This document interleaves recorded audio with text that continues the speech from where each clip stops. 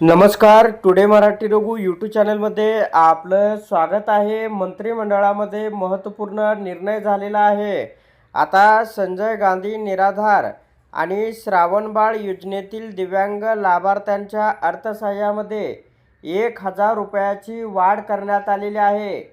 याच्यामुळे आता लाभार्थ्यांना मोठा दिलासा मिळालेला आहे.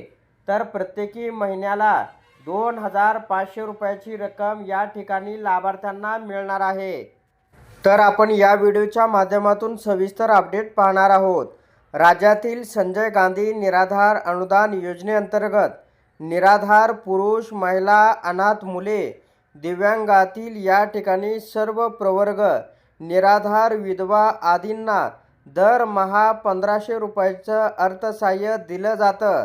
सध्या संजय गांधी निराधार अनुदान योजनेत 4,50,700 आणि श्रावणबाळ योजनेत 24,003 दिव्यांग लाभार्थी. या लाभार्थ्यांना आता दरमहा 2,500 अर्थसहाय्य देण्यास या ठिकाणी मान्यता देण्यात आलेली आहे. हे अनुदान ऑक्टोबर 2025 पासून देण्यात येईल. यासाठी आवश्यक 570 कोटीच्या तरतुदीस या ठिकाणी मान्यता देण्यात आलेली आहे.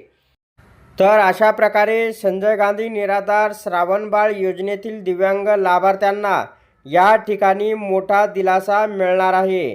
तर याची जी सुरुवात आहे ऑक्टोबर 2025 पासून सुरू होणार आहे. तेव्हापासूनच लाभार्थ्यांच्या खात्यावरती 2,500 रुपयाची रक्कम येणार आहे. तर अशा प्रकारे ही एक अत्यंत महत्त्वपूर्ण अपडेट होती. अशा प्रकारच्या अपडेट मिळवण्यासाठी आता चॅनलला जास्तीत जास्त शेअर व सबस्क्राईब करा.